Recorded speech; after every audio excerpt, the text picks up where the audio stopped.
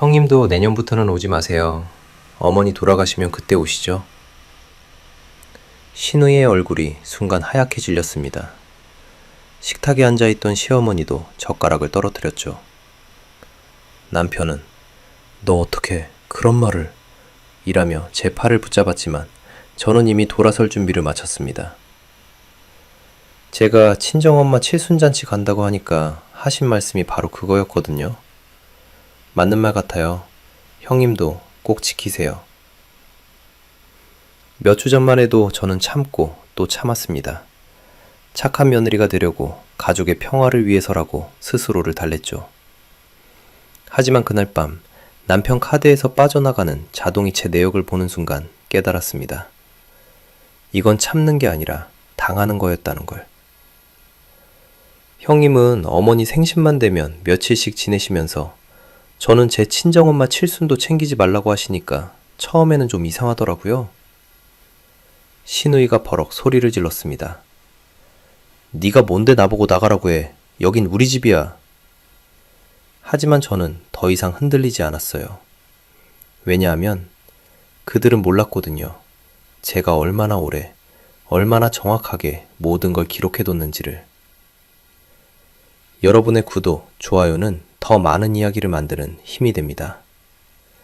정혜원님의 이야기 지금 시작합니다. 안녕하세요. 저는 정혜원이라고 합니다. 그때 일을 떠올리면 지금도 가슴이 답답해지는데요. 그래도 여러분께 들려드리고 싶어요. 어떻게 제가 10년 동안 참고 살았던 시댁에서 당당하게 나올 수 있었는지 말이에요. 2025년 초가을이었습니다. 친정어머니 칠순이 다가오고 있었는데 평생 처음으로 제대로 된 잔치를 해드리고 싶었거든요. 어머니는 저를 낳고 키우시느라 평생 고생만 하셨는데 칠순은 딱 한 번뿐이잖아요. 그날 저녁 저는 방에서 남편 도윤에게 조심스럽게 말을 꺼냈습니다. 여보, 우리 엄마 칠순이 다음 달인데 이번에는 조금 제대로 해드리고 싶어. 작은 음식점이라도 빌려서 친척들 불러서. 혜원아. 도윤이 제 말을 끊었어요. 지금 그런 얘기 꺼내면 엄마가. 시어머니께서 어떻게 들으셨는데 방으로 들어오시며 얘기하셨어요. 너는 출가의인도 모르나? 시집 온 여자가 친정을 더 챙기면 어떡해? 어머님, 그게 아니라. 돌아가시면 그때가. 시어머니는 웃지도 않고 차갑게 그 한마디를 던지고는 다시 거실로 돌아가셨어요. 마치 날씨 얘기라도 하듯이 담담하게. 제가 얼마나 충격받았는지 아시겠어요? 돌아가시면 가라니. 제 친정어머니한테 그런 말을 하다니. 가슴이 뜨거워지면서 눈물이 핑 돌았지만 저는 꾹 참았습니다. 싸우면 안 된다고, 가족의 평화를 깨면 안 된다고 스스로를 달랬거든요. 죄송합니다, 어머님. 그렇게 고개를 숙이고 사과했어요. 제가 뭘 잘못했는지도 모르면서. 그날 밤에 친정어머니께 전화를 드렸습니다. 손이 떨려서 번호를 누르기도 어려웠어요. 엄마. 나야. 응. 혜원아. 칠순 얘기는 어떻게 됐어? 그게 미안해, 엄마. 이번에는 조용히 하는 게 좋을 것 같아. 전화기 너머로 어머니의 한숨이 들렸어요. 실망하신 게 느껴졌지만 뭐라고 하지는 않으셨어요. 그냥 알겠다. 괜찮다 고만 하시더라고요. 엄마, 정말 미안해. 딸이 못나서. 무슨 소리야. 내가 뭘 잘못했다고. 그냥. 상황이 어려우면 어쩔 수 없는 거지. 전화를 끊고 나서 이불을 뒤집어 쓰고 울었어요. 39살이 되도록 친정어머니 생일 한 번 제대로 못 챙겨드리는 딸이 되어버린 제 자신이 너무 미웠거든요. 그런데 그때였어요. 문득 제 본업이 떠오른 거예요. 저는 프랜차이즈 본사 회계팀 과장이거든요. 숫자로 말하고 기록으로 증명하는 일을 하는 사람이죠. 그날부터 저는 달라졌어요. 감정적으로 상처받고 혼자 울기보다는 냉정하게 기록하기 시작했습니다. 시댁에서 일어나는 모든 일들을, 카드 사용 내역을, 생활비 흐름을 말이에요. 혹시나 해서 가계부 앱을 켜고 지난 몇 달 동안의 지출 내역을 정리해봤어요. 그러다가 이상한 걸 발견했습니다. 도윤카드에서 매월 일정한 날짜에 자동이체가 빠져나가고 있었거든요. 금액도 만만치 않았어요. 이게 뭐지? 궁금해서 도윤에게 물어볼까 했지만 그러면 또 가정사에 왜 그렇게 예민하게 구냐는 소리를 들을 게 뻔했어요. 그래서 혼자 조용히 추적해보기로 했습니다. 회사에서 쌓은 경험이 도움이 됐어요. 거래 패턴을 보면 어디로 돈이 흘러가는지 대충 짐작할 수 있거든요. 그런데 볼수록 이상했어요. 이 자동이체들이 언제부터 시작됐는지 확인해 보니 제가 도윤과 결혼하고 이 집에 들어온 후부터였더라고요. 그날 밤 잠들기 전에 천장을 바라보며 생각했어요. 돌아가시면 가라고 했던 시어머니의 차가운 목소리가 계속 귓가에 맴돌았거든요. 하지만 이상하게 슬프기보다는 오히려 머리가 맑아지는 기분이었어요. 10년 동안 감정적으로만 대응하다가 처음으로 냉정해질 수 있는 계기를 얻은 것 같았거든요. 창밖으로 가을비가 내리고 있었는데 빗소리를 들으며 다짐했어요. 이제는 울면서 참지 않겠다고, 기록하고, 확인하고, 정확하게 대응하겠다고. 그때는 몰랐어요. 그 작은 다짐이 앞으로 벌어질 모든 일의 시작이 될 줄은. 시어머니 생일이 2주 정도 남았을 때였어요. 그날 오후 현관문이 열리는 소리와 함께 신우이 배지선이 큰 캐리어를 끌고 들어왔습니다. 어머니, 왔어요. 지선은 언제나 그랬듯이 큰 목소리로 인사하며 거실로 들어왔어요. 손에는 과일 한 봉지를 들고 있었는데 마치 큰 선물이라도 가져온 것처럼 의기양양했죠. 어머, 지선이 왔네. 갑자기 웬일이야? 제가 인사하자 지선은 씩 웃으며 대답했어요. 엄마 생일 준비 좀 같이 하자고 왔지. 혼자 하기 힘들잖아. 혜원이가. 시어머니가 환하게 웃으며 일어섰어요. 아이고, 우리 딸. 고생하겠다. 어서 와서 앉아. 그 순간 저는 뭔가 이상함을 느꼈어요. 지선이 잠깐만 온다고 할 때는 보통 며칠씩 눌러 앉거든요. 그런데 이번에는 캐리어가 평소보다 훨씬 컸어요. 형님, 며칠 계세요? 아, 그냥 잠깐. 생일 끝나고 바로 갈 거야. 하지만 지선의 행동은 잠깐이라는 말과는 거리가 멀었어요. 제가 저녁 준비를 하는 동안 지선은 냉장고 문을 열고 이것저것 꺼내며 혼잣말을 했거든요. 어머, 우유도 없네. 계란도 몇 개 안 남았고. 혜원이, 장 봐야겠는데? 네. 어제 장 봤는데요? 이걸로 어떻게 생일상을 차려? 내가 리스트 적어줄게. 그렇게 말하더니 진짜로 종이에 뭔가를 적기 시작했어요. 우유, 계란, 소고기, 생선, 과일. 적고 보니 거의 일주일치 장보기 목록이었죠. 그날 저녁 식사 때 시어머니가 말했어요. 혜원아, 형님 왔으니까 며느리가 더 신경 써야지. 집안일도 그렇고. 네, 어머님. 지선이는 멀리서 와서 고생하는 건데 불편하게 하면 안 돼. 도윤도 거들었어요. 그러게. 누나가 힘들다고 하니까 혜원이가 좀 도와줘. 저는 속으로 웃음이 나왔어요. 지선이 언제 힘들다고 했나 싶어서. 오히려 지선은 소파에 편하게 앉아서 TV를 보고 있었는데 말이에요. 그날 밤 지선은 제 옷장을 열어보더니 어머, 이거 예쁘다며 제 원피스 몇 벌을 꺼내 자기 쪽으로 옮겼어요. 형님, 그건 제가. 어머, 잠깐만 입어볼 거야. 사이즈가 맞나 해서. 그렇게 말하고는 정말로 제 옷을 입고 나가버렸어요. 어디 가는지 묻지도 않고요. 다음날 아침 더 기가 막힌 일이 벌어져요.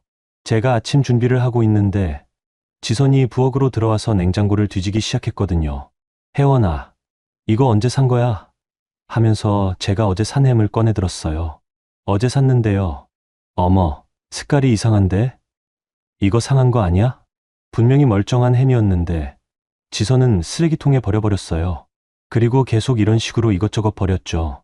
이것도 별로. 이것도 오래된 것 같아 라면서요. 결국 냉장고가 반 정도 비워졌어요. 그러고는 지선이 말했어요.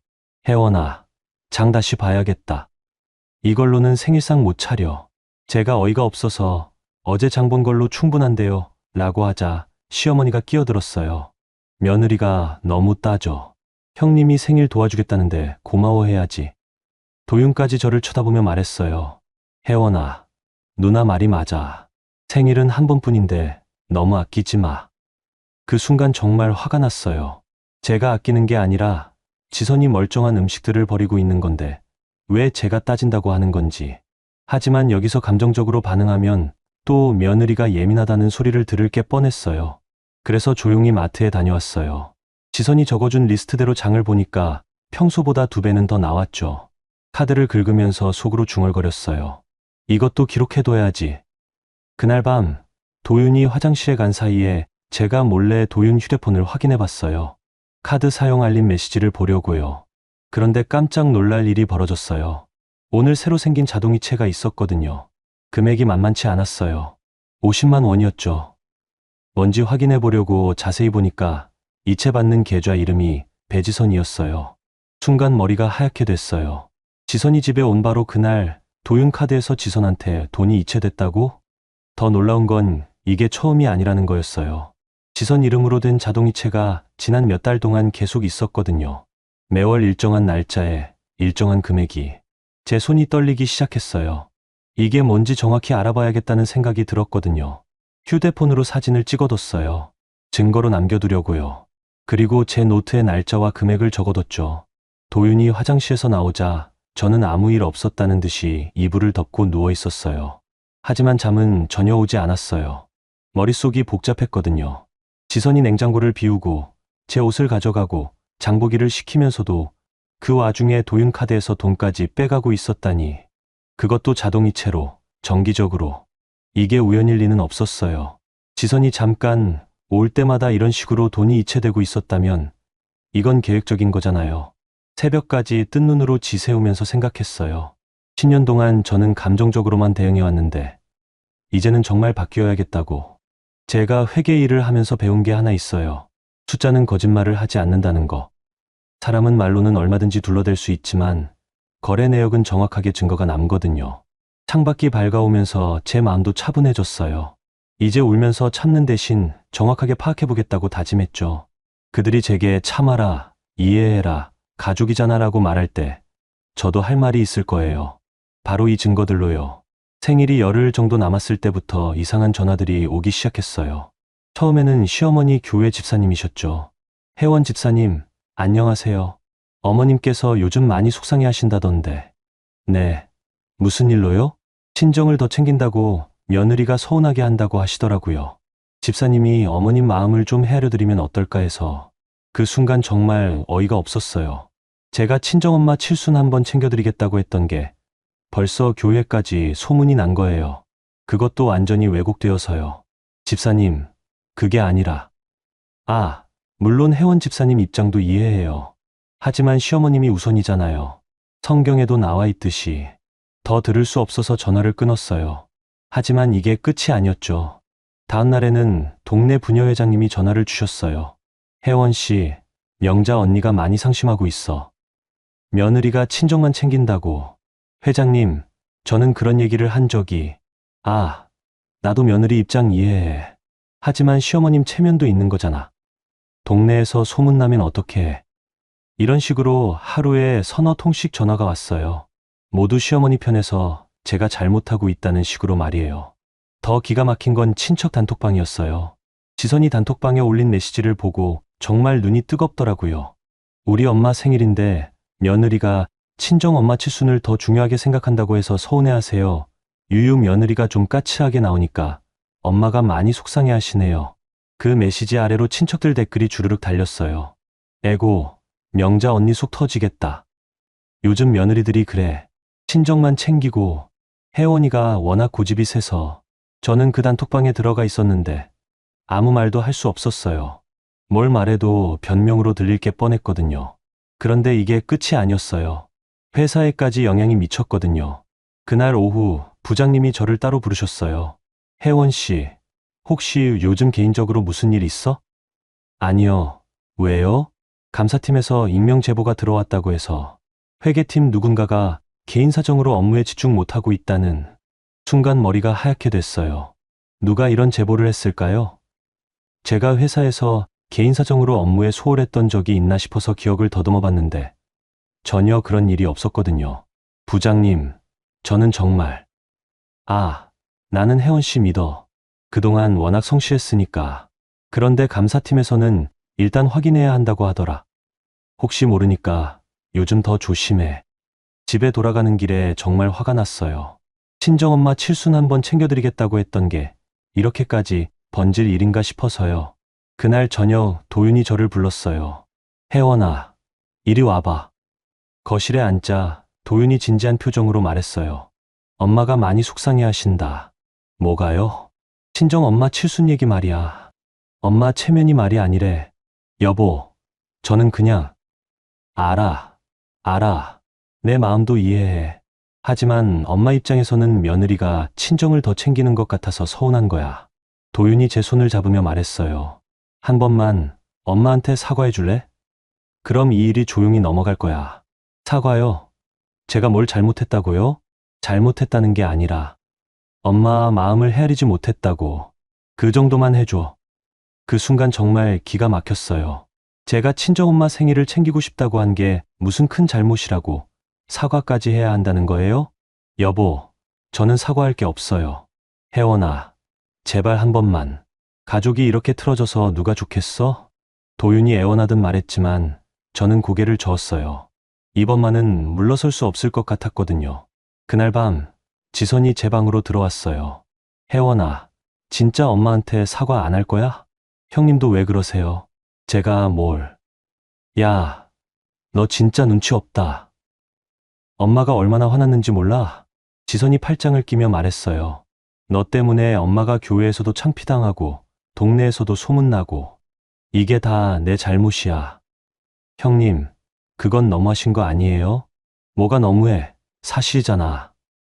너 때문에 우리 가족이 이렇게 된 거 맞잖아. 그렇게 말하고는 지선이 나가버렸어요. 혼자 남겨진 제 마음은 정말 복잡했어요. 하지만 그 순간 문득 깨달은 게 있었어요. 이들이 저에게 원하는 건 사과가 아니라는 거. 완전한 굴복이었어요. 앞으로도 계속 말 잘 듣는 며느리로 살라는 메시지였죠. 그날 밤부터 저는 전략을 바꿨어요. 감정적으로 대응하는 대신 차분하게 사실들을 정리하기 시작했거든요. 우선 지선의 자동이체 내역을 더 자세히 조사해봤어요. 그리고 시어머니의 적금 계좌도 확인해봤죠. 남편 명의로 된 계좌들과 카드 사용 내역도 요청했고요. 며칠 동안 자료를 모으고 분석하다 보니 놀라운 패턴이 보이기 시작했어요. 제가 이 집에 시집 온 이후로 도윤카드와 계좌에서 매월 일정한 금액이 지선과 시어머니한테 흘러가고 있었던 거예요. 그것도 자동이체로, 정기적으로. 이건 단순히 가끔 용돈을 주는 수준이 아니었어요. 체계적이고 지속적인 돈의 이동이었죠. 그때 제 머리가 정말 맑아졌어요. 이들이 저를 공격하는 이유가 단순히 친정엄마 칠순 때문이 아니라는 걸 깨달았거든요. 제가 문제를 제기하기 시작하면 이런 돈의 흐름이 드러날 수도 있으니까 미리 저를 눌러놓으려는 거였어요. 그날 밤 천장을 바라보며 생각했어요. 이제는 말로 싸우지 말자고, 증거로 말하자고. 그들이 효도와 가족이라는 이름으로 포장하고 있지만 실제로는 체계적인 착취가 이루어지고 있다는 걸 정확히 보여주자고. 10년 동안 감정적으로만 대응했던 제가 이번에는 회계사답게 숫자로 말할 때가 온 거예요. 생일 5일 전 밤이었어요. 시어머니가 거실에 저를 불렀습니다. 혜원아, 이리 와서 앉아. 뭔가 심상치 않은 분위기였어요. 도윤과 지선도 소파에 앉아 있었고 시어머니는 평소보다 더 엄한 표정이었거든요. 내가 며칠 동안 생각해봤는데 시어머니가 천천히 입을 열었어요. 이 집에는 이 집 규칙이 있어. 네, 어머님. 그런데 요즘 며느리가 그 규칙을 흔들고 있어. 친정을 더 챙긴다는 건 결국 시댁을 우습게 보는 거야. 제가 입을 열려는데 시어머니가 손을 들어 말을 막았어요. 아직 끝나지 않았어. 앞으로 이런 일이 없도록 확실히 정리하고 가자. 그리고는 도윤을 쳐다봤어요. 도윤아, 가게는 내가 관리해.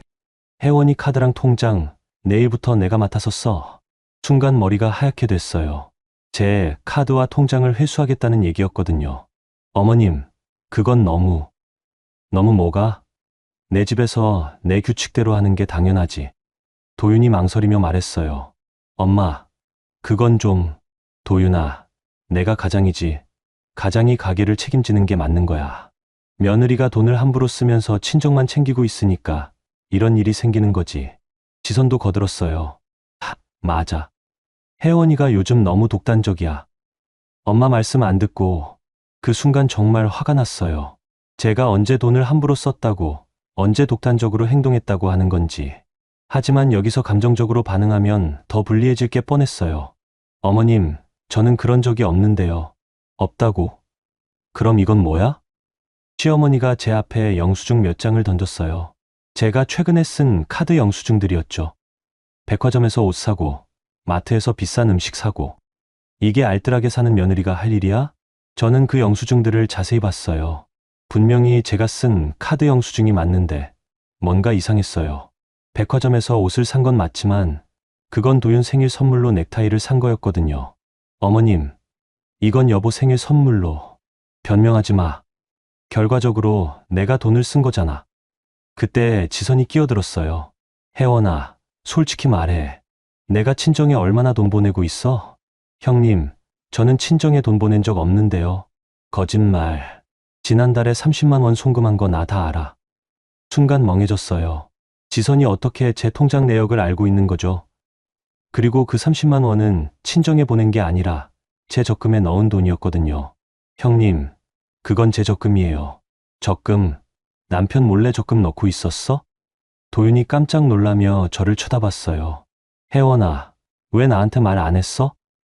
여보, 그냥 조금씩 모아두려고. 봐, 이렇게 숨기고 있었잖아. 시어머니가 승리한 듯 말했어요. 며느리가 남편 몰래 돈을 빼돌리고 있었다고. 정말 억울했어요. 제 월급에서 조금씩 모으는 적금까지 문제라고 하다니. 하지만 더 놀라운 건 지선이 어떻게 제 통장 내역을 알고 있었냐는 거였어요. 형님, 제 통장 내역을 어떻게. 그건 중요하지 않아. 중요한 건 내가 가족한테 숨기고 돈을 빼돌렸다는 거야. 그 순간 모든 게 이상했어요. 제 영수증들이 어떻게 지선 손에 들어갔는지, 제 통장 내역을 어떻게 알았는지, 마치 미리 준비된 각본처럼 느껴졌거든요. 도윤이 한숨을 쉬며 말했어요. 혜원아, 엄마 말이 맞는 것 같아. 앞으로는 내가 가게를 관리할게. 여보, 그건 며칠만 참아. 엄마 생일 끝나고 다시 얘기하자. 그렇게 말하고는 도윤이 제 지갑에서 카드들을 꺼냈어요. 생활비 카드, 개인 카드 할 것 없이 모두요. 아빠, 이거 뭐 하는 거예요? 그때 아이가 방에서 나와서 상황을 봤어요. 12살 된 제 딸 수빈이었죠. 수빈아, 방에 들어가 있어. 도윤이 말했어요. 엄마, 왜 울어요?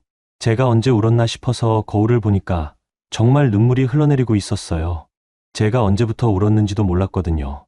엄마 괜찮으니까 방에 들어가 있어, 수빈아. 아이는 무서워하며 방으로 들어갔어요. 그 모습을 보니까 정말 마음이 찢어지는 것 같았어요. 시어머니가 일어서며 말했어요.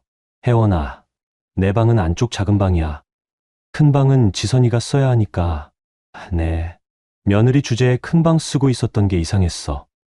원래 며느리는 작은 방 쓰는 거야. 그렇게 말하고는 시어머니가 방으로 들어가 버렸어요. 지선도 피곤하다며 들어갔고 거실에는 저와 도윤만 남았어요. 여보, 혜원아, 미안해. 하지만 지금은 어쩔 수 없어. 며칠만 참아줘. 그렇게 말하고는 도윤도 방으로 들어가 버렸어요. 혼자 남겨진 거실에서 저는 정말 처참한 기분이었어요. 카드도 없고 큰 방에서도 쫓겨나고 아이 앞에서 굴욕당하고. 그날 밤 작은 방에 누워서 정말 많은 생각을 했어요. 10년 동안 이 집에 살면서 이런 취급을 받은 건 처음이었거든요. 하지만 이상하게 절망보다는 오히려 분노가 올라왔어요. 그리고 확신이 들었어요. 이제는 정말 이 집을 나가야겠다고. 그 순간 제 휴대폰이 울렸어요. 회사 후배 가람이가 보낸 메시지였어요. 선배님, 부탁하신 거래 패턴 분석 끝났어요. 내일 오전에 말씀드릴게요. 그제야 기억났어요. 며칠 전에 가람에게 부탁했던 일 말이에요. 도윤 카드 거래 내역을 분석해달라고 했던 거. 갑자기 마음이 차분해졌어요. 감정적으로 무너질 시간이 아니었어요. 이제는 정말로 모든 걸 정리할 시간이었거든요. 새벽까지 잠들지 못하고 천장을 바라보며 다짐했어요. 내일부터는 정말 다르게 살겠다고. 더 이상 참고 견디는 며느리가 아니라 제 권리를 찾는 사람이 되겠다고. 그들이 제게서 빼앗아간 것들을 이제는 정확히 계산해서 돌려받을 거라고. 여러분, 정말 답답하고 화가 나는 상황이죠? 혜원 씨가 아무것도 잘못한 게 없는데 친정어머니 생일을 챙기고 싶다고 했을 뿐인데 이렇게까지 몰아붙이다니. 하지만 혜원 씨는 이제 감정적으로 대응하지 않고 차분하게 증거를 모으기 시작했어요. 과연 혜원 씨가 어떻게 이 상황을 뒤집을 수 있을까요? 그럼 여러분, 다음 이야기도 계속 들어봐 주세요. 다음날 아침 일찍 집을 나섰어요. 시댁 식구들이 깨기 전에 슬그머니 나가서 우선 회사 후배 가람이를 만났거든요. 선배님, 진짜 심각한데요? 가람이가 노트북 화면을 보여주며 말했어요. 화면에는 지난 2년간의 도윤 카드 거래 내역이 그래프로 정리되어 있었죠. 이 빨간색 선이 배지선 씨한테 가는 자동이체고 파란색 선이 오명자 씨 계좌로 가는 돈이에요. 그래프를 보니까 정말 놀라웠어요. 매월 얼마나 규칙적으로 돈이 나가고 있는지가 한눈에 보이더라고요. 이거 보세요, 선배님. 지선 씨는 매월 50만 원씩 자동이체 받고 있고 어머님 쪽으로는 적금이랑 각종 이체로 월 평균 80만 원 정도 나가고 있어요. 130만 원씩 매월? 네. 거의 2년 동안 지속되었으니까 계산해보면 3천만 원이 넘어요. 정말 어이가 없었어요. 도윤 월급이 400만 원 정도인데 그 중에서 3분의 1이 지선과 시어머니한테 가고 있었던 거예요. 더 심각한 건 이거예요. 가람이가 다른 화면을 보여줬어요. 지선 씨한테 가는 돈이 전부 다른 곳으로 결제되고 있어요. 대부분 기존 빚 갚는 거나 대출 이자 같은 거예요. 그럼 지선이가 도윤 오빠 카드로 자기 빚을 갚고 있었다는 얘기네요? 맞아요. 그리고 어머님 쪽으로 가는 돈도 단순히 용돈이 아니라 어머님 명의 적금이나 보험료 같은 거예요. 제 머리가 정리되기 시작했어요. 이건 단순히 효도나 용돈 차원이 아니었어요. 체계적으로 도윤 수입을 이용해서 지선 빚을 갚고 시어머니 재산을 불리고 있었던 거죠. 그런데 문제는 이런 정보를 어떻게 공식적으로 확인할 수 있느냐였어요. 가람이가 분석해준 건 좋지만 이걸로는 법적 효력이 없거든요. 점심시간에 친정 동네로 갔어요. 어머니 지인이신 한대철 삼촌을 만나려고요. 삼촌은 지역 상인회 회장을 하시면서 구청이나 은행 쪽 실무자들과 친분이 있거든요. 삼촌, 부탁 좀 드려도 될까요? 그래, 혜원아. 무슨 일인데? 상황을 설명하니까 삼촌이 한숨을 쉬셨어요. 아이고, 그런 일이 있었구나. 영희 어머니 친정엄마 마음이 얼마나 상하셨겠어. 제가 이런 부탁 드리기가 정말 죄송한데 혹시 은행이나 구청 쪽으로 공식적인 거래, 내역 조회를 할 수 있는 방법이 있을까요? 삼촌이 잠시 생각하더니 말씀하셨어요. 법적 근거가 있어야 가능한데. 하지만 만약에 가정 내 경제적 착취 의혹이 있다면 가정법원을 통해서 조회 신청을 할 수는 있지. 그런 방법이 있어요? 그래. 하지만 확실한 증거가 있어야 해. 나중에 법무법인 한 곳 소개해 줄게. 거기서 정확한 절차를 알려줄 거야. 삼촌이 휴대폰을 꺼내 어디론가 전화를 거셨어요. 여보세요. 김 변호사님? 나야, 한대철. 혹시 오늘 시간 되면 상담 한 건 부탁하고 싶은데. 그렇게 해서 오후에 법무법인을 방문할 수 있었어요. 김 변호사님은 50대 중반의 차분한 분이셨는데 제 상황을 듣더니 고개를 끄덕이셨어요. 충분히 문제가 될 수 있는 상황이네요. 배우자 동의 없이 장기간에 걸쳐 가계 수입을 다른 목적으로 사용한 것은 가정 내 경제적 착취로 볼 수 있어요. 그럼 정말 법적인 문제가 되는 건가요? 네. 특히 자동이체로 정기적으로 돈이 이체되었다면 이는 명백히 의도적인 행위로 봐야 해요. 그리고 이런 경우 재산분할이나 이혼 소송에서 유리한 증거가 될 수 있습니다. 변호사님이 서류를 정리하며 말씀하셨어요. 우선 은행에서 정식으로 거래 내역 확인서를 발급받아야 해요. 그리고 구청에서 가족관계증명서와 주민등록등본도 필요하고요. 그런데 상대방이 동의를 안 하면 어떻게 해요? 법원에 증거보전 신청을 할 수 있어요. 경제적 착취 의혹이 있다고 신청하면 법원에서 은행에 거래 내역 제출을 명령할 수 있거든요. 정말 희망이 보이기 시작했어요. 감정적으로 싸우는 게 아니라 법적 절차를 통해서 정확하게 해결할 수 있는 방법이 있었던 거예요. 변호사님, 그럼 제가 지금 당장 뭘 해야 할까요? 우선 증거를 더 확실하게 모으세요. 자동이체 내역, 카드 사용 내역, 그리고 가능하다면 상대방들이 이런 돈의 흐름을 인정하는 대화나 메시지를 녹음하거나 캡처해 두세요. 알겠습니다. 그리고 만약 이혼을 고려하고 계시다면 재산분할 청구도 함께 준비해야 해요. 지금까지 빠져나간 돈에 대한 반환 청구도 가능하거든요. 법무법인에서 나오는 길에 정말 마음이 가벼워졌어요. 2년 동안 답답했던 상황이 드디어 해결책을 찾은 기분이었거든요. 그날 저녁 집에 돌아갔는데 시댁 식구들은 제가 어디 갔었는지 묻지도 않더라고요. 아마 제가 풀이 죽어서 어디 구석에서 울고 있을 거라고 생각했나 봐요. 작은 방에 들어가서 제가 지금까지 모은 모든 자료를 정리했어요.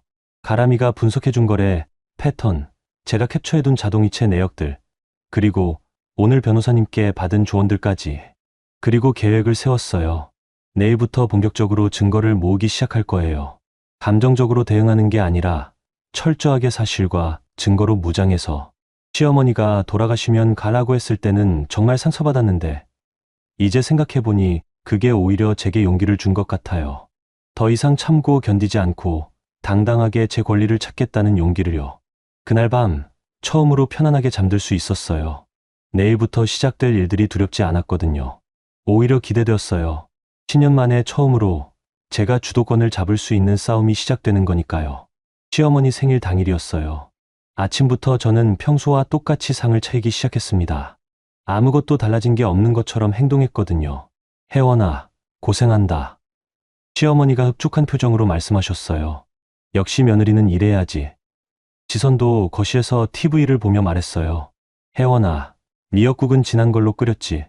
엄마가 진한 거 좋아하시거든. 네, 형님. 제가 차분하게 대답하니까 지선이 만족한 듯 웃었어요. 어제까지 저를 혼내고 카드까지 빼앗은 상황이 잊혀진 것처럼요. 도윤도 넥타이를 매며 말했어요. 혜원아, 어제는 미안했어. 다 엄마 생일 때문이었으니까 이해해줘. 네, 여보. 모든 준비가 끝나고 오후 6시쯤 상을 차렸어요. 시어머니가 좋아하시는 갈비찜, 전복죽, 잡채까지. 평소보다 더 정성스럽게 준비했죠. 어머니, 상 다 차렸어요. 고마워.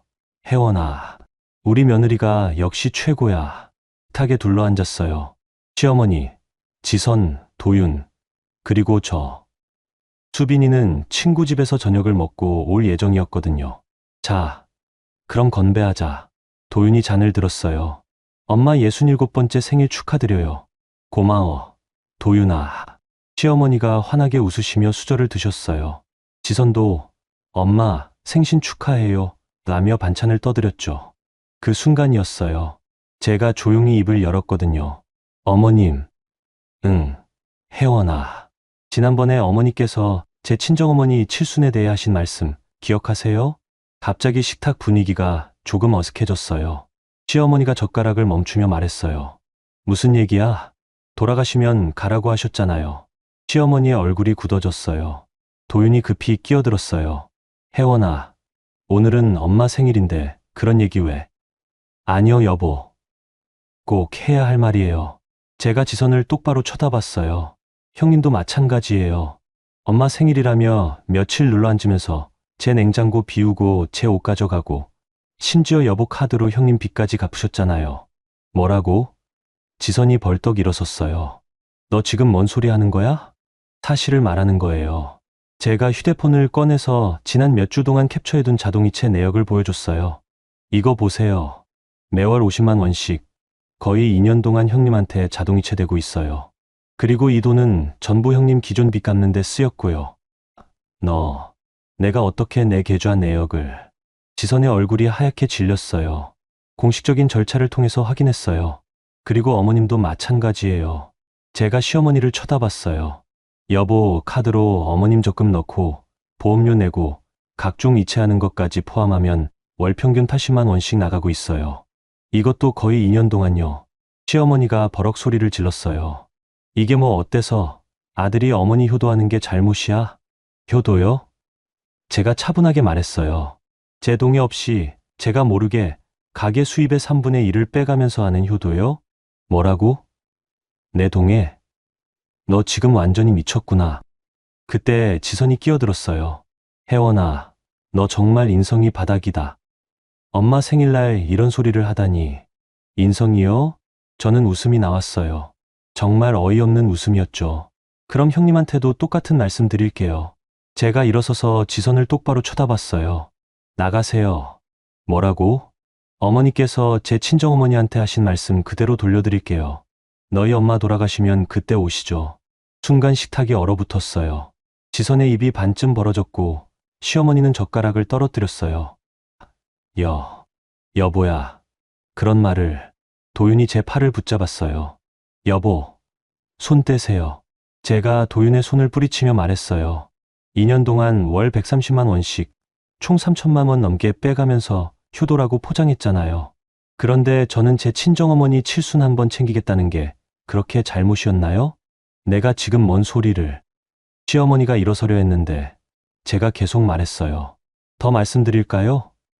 형님이 제 서랍이랑 금고를 뒤진 것도 알아요. 어제 제 영수증들을 어떻게 구했는지, 제 통장 내역을 어떻게 알았는지도 다 확인했어요. 지선이 버럭 소리를 질렀어요. 야, 여긴 우리 집이야. 내가 뭔데 나한테 나가라고 해. 우리 집이요? 제가 다시 휴대폰을 꺼내서 이번에는 가람이가 정리해준 자료를 보여줬어요. 지난 10년 동안 이 집 관리비, 수도세, 전기세, 인터넷비, 심지어 재산세까지 전부 여보 카드로 나간 거 알고 계세요? 그건. 그리고 이 집 중간에 리모델링 할 때도 여보 적금 깨서 했잖아요. 실질적으로 이 집 유지비의 80% 이상을 저희가 부담하고 있어요. 시어머니가 얼굴이 빨갛게 되어서 소리를 질렀어요. 이 미친년이. 시집 와서 10년 동안 먹고 살게 해준 게 누군데. 그 순간 저는 오히려 차분해졌어요. 어머님, 제가 이 집에서 10년 동안 한 일들을 계산해 볼까요? 청소, 빨래, 요리, 시장 보기, 명절 차례상 준비. 제가 하나하나 손가락으로 꼽으며 말했어요. 그리고 여보와 제 월급을 합쳐서 이 집 생활비, 관리비, 공과금을 전부 부담했고요.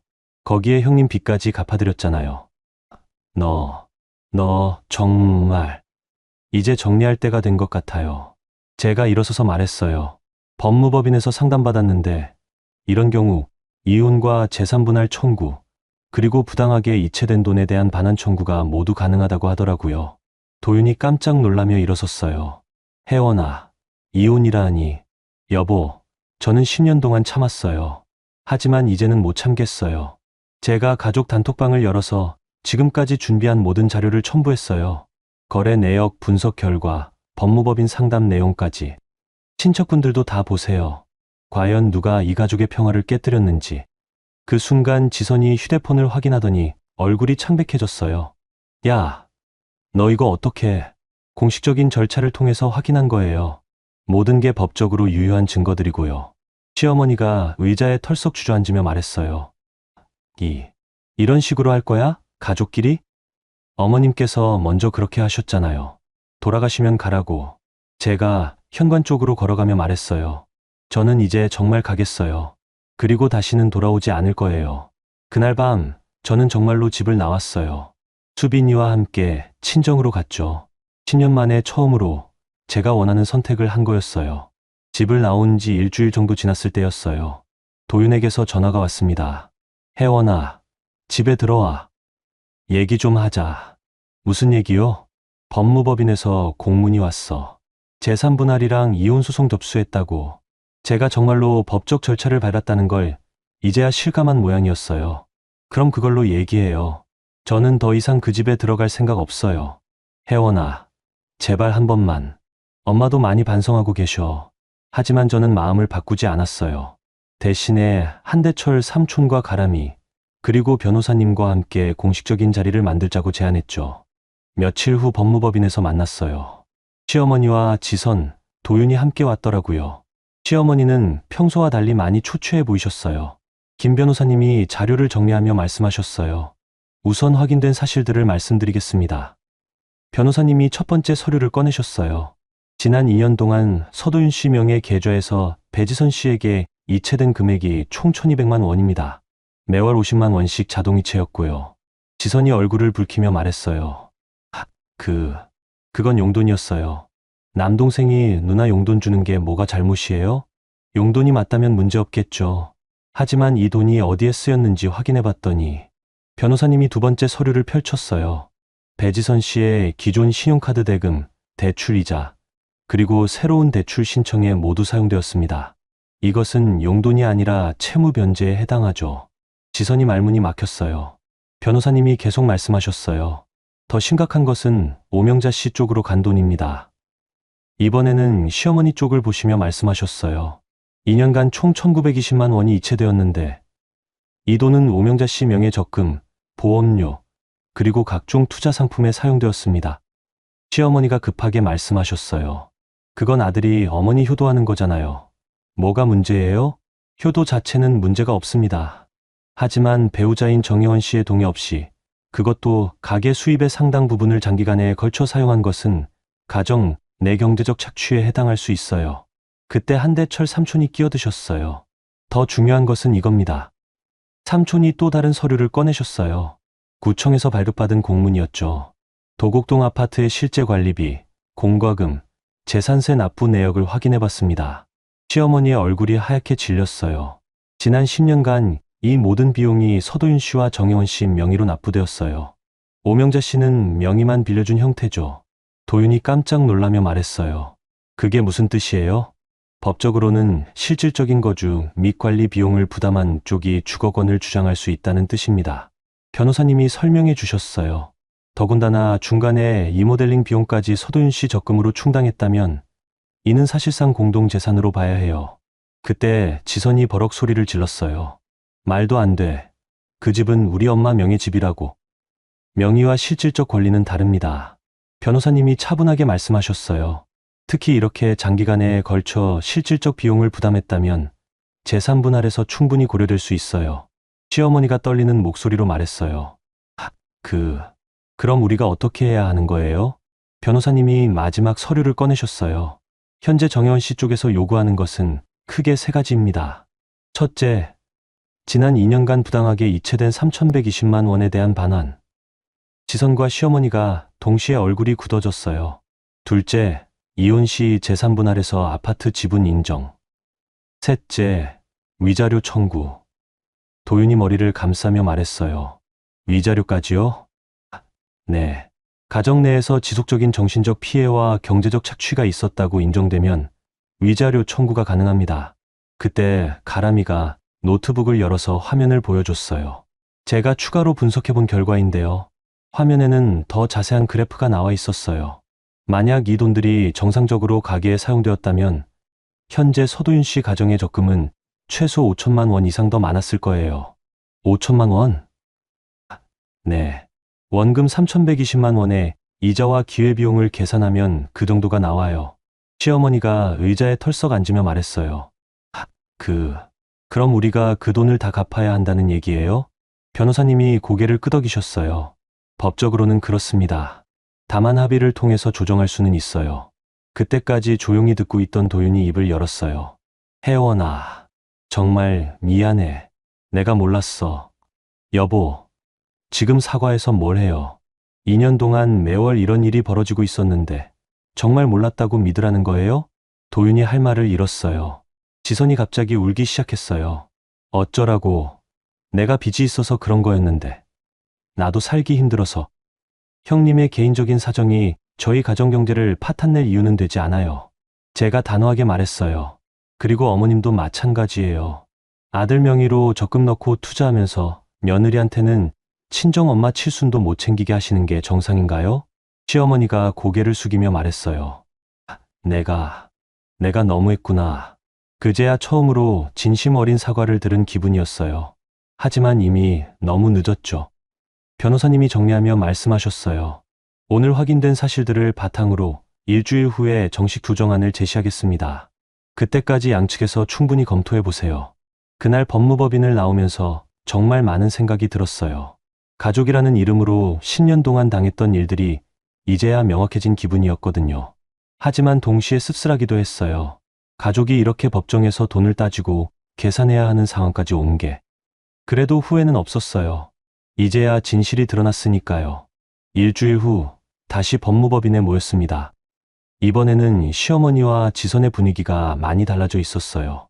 지난주처럼 당당하지도 못했고 뭔가 체념한 듯한 표정이었죠. 변호사님이 조정안을 발표하셨어요. 양측의 상황을 고려해서 다음과 같이 제안하겠습니다. 첫째, 부당 이체 금액 3,120만 원 중에서 2천만 원을 즉시 반환하고 나머지는 분할 상환. 지선이 한숨을 쉬며 말했어요. 2천만 원을 당장 어디서 구해요? 그건 오명자 씨와 배지선 씨가 해결하셔야 할 문제입니다. 오명자 씨 명예 적금 해지하시거나. 시어머니가 떨리는 목소리로 말했어요. 그럼 내가 노후 자금이. 어머님, 그 노후 자금이 원래 제 돈이었잖아요. 제가 차분하게 말했어요. 더 이상 감정적으로 대응하지 않았거든요. 변호사님이 계속 설명하셨어요. 둘째, 도곡동 아파트에 대해서는 정혜원 씨가 실질적 기여분에 해당하는 30% 지분을 인정받습니다. 30%요? 도윤이 놀라며 말했어요. 네. 1.년간의 관리비, 공과금, 리모델링 비용을 모두 계산한 결과입니다. 한대철 삼촌이 끼어들어 설명해 주셨어요. 이는 구청과 은행에서 확인한 공식 기록을 바탕으로 한 겁니다. 충분히 합리적인 수준이에요. 시어머니가 고개를 떨구며 말했어요. 그럼 내가 이 집에서 계속 살 수 있는 거예요? 물론입니다. 다만 정혜원 씨 지분에 대한 월 임대료를 지불하시거나 나중에 아파트를 처분할 때 해당 지분만큼 정산하시면 됩니다. 셋째는 위자료입니다. 변호사님이 마지막 조건을 말씀하셨어요. 정신적 피해에 대한 위자료로 500만 원. 그리고 마지막으로 양육권은 정혜원 씨가 가져가되 서도윤 씨는 월 150만 원의 양육비를 지급합니다. 도윤이 고개를 끄덕이며 말했어요. 양육비는 당연히 제가 내야죠. 그때 지선이 갑자기 털썩 무릎을 꿇었어요. 혜원아, 정말 미안해. 내가 너무 심했어. 처음으로 진심 어린 사과였어요. 내가 빚 때문에 머리가 돌았나 봐. 내가 얼마나 힘들었을지 정말 몰랐어. 시어머니도 고개를 숙이며 말씀하셨어요. 혜원아, 내가 정말 잘못했다. 10년 동안 고생시켰구나. 돌아가시면 가라고 했던 말. 평생 후회할 거야. 정말 미안해. 그 순간 제 마음이 복잡해졌어요. 분명히 분노와 원망이 있었지만 동시에 이들도 나름대로의 사정이 있었다는 생각이 들었거든요. 하지만 이미 늦었어요. 어머님, 형님, 사과는 고맙지만 저희 관계는 여기서 정리하는 게 좋을 것 같아요. 혜원아, 도윤이 애절하게 말했어요. 여보, 우리 다시 시작할 수 없을까? 내가 정말 달라질게. 잠시 망설였어요. 10년을 함께 산 사이인데 정말 이렇게 끝내는 게 맞는지. 하지만 제 마음은 이미 정해져 있었어요. 여보, 저는 이제 제 삶을 살고 싶어요. 10년 동안 착한 며느리, 참는 아내로 살았는데 이제는 제 자신을 위해서 살고 싶어요. 도윤의 눈에 눈물이 고였어요. 내가 너를 제대로 지켜주지 못했구나. 여보, 이제라도 깨달으시면 됐어요. 다음에 만나실 분은 저처럼 혼자 힘들어하지 않을 거예요. 그렇게 모든 합의가 끝났어요. 그날부터 정말 빠르게 정리됐어요. 시어머니와 지선이 적금을 해지해서 2천만 원을 입금했고 나머지 1120만 원은 월 100만 원씩 분할 상환하기로 했죠. 이혼 절차도 일사천리로 진행됐어요. 도윤이 모든 조건에 동의하면서 협의이혼으로 처리됐거든요. 한 달 후 저는 수빈이와 함께 새 집으로 이사했어요. 작지만 우리만의 공간이었죠. 엄마, 여기가 우리 집이에요? 그래, 수빈아. 이제 우리만의 집이야. 아빠는 언제 와요? 아빠는 다른 집에서 살 거야.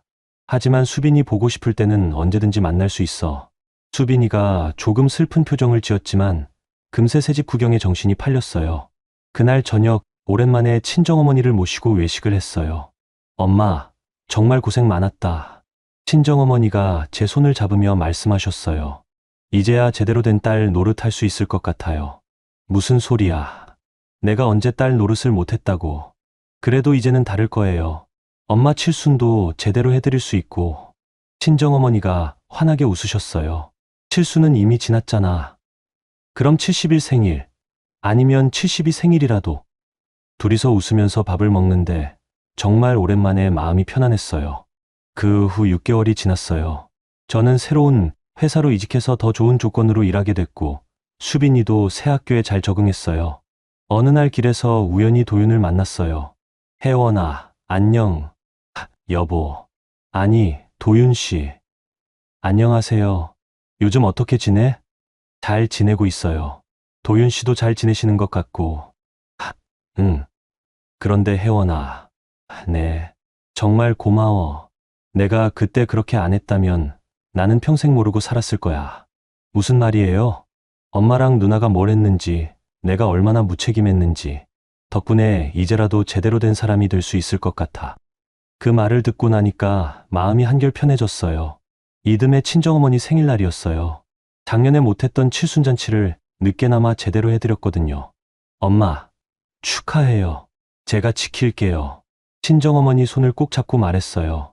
이제는 정말로 제가 엄마를 지킬게요. 그 순간 정말 뿌듯했어요. 드디어 제가 하고 싶었던 말을 할 수 있게 된 거니까요. 10년 전에 시집갈 때는 몰랐어요. 가족이 된다는 게 이렇게 어려운 일인지. 하지만 이제는 알아요. 진짜 가족은 서로를 존중하고 배려하고 지켜주는 사람들이라는 걸. 그리고 그런 관계가 아니라면 용기 있게 떠나는 것도 사랑이라는 걸. 여러분, 오늘 이야기 어떠셨어요? 처음에는 정말 답답하고 화가 나는 상황이었죠.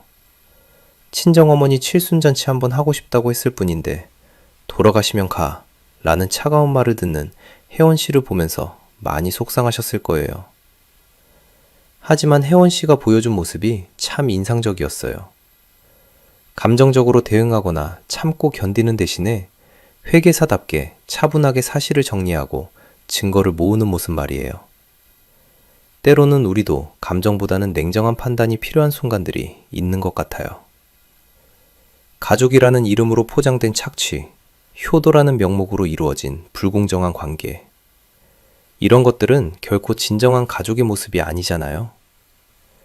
진짜 가족은 서로를 존중하고 배려하고 함께 성장해가는 관계여야 하는 거니까요. 혜원 씨가 마지막에 친정어머니 손을 잡고 이제는 제가 지킬게요 라고 말할 때 정말 뭉클했어요. 10년 만에 처음으로 자신이 하고 싶었던 말을 할 수 있게 된 거잖아요. 살다 보면 우리도 때로는 어려운 선택을 해야 할 때가 있어요. 참고 견디는 것이 미덕이라고 배워왔지만 때로는 용기 있게 떠나는 것이 더 큰 사랑일 수도 있거든요. 자신을 위해서도 진정한 관계를 위해서도요. 혜원 씨의 이야기가 여러분께도 작은 용기와 지혜가 되었으면 좋겠어요. 어떤 상황에서든 자신의 존엄성을 지키면서 동시에 현명하게 대처할 수 있는 힘 말이에요. 구독과 좋아요 부탁드립니다. 여러분의 관심이 더 많은 이야기를 만드는 힘이 되거든요. 감사합니다.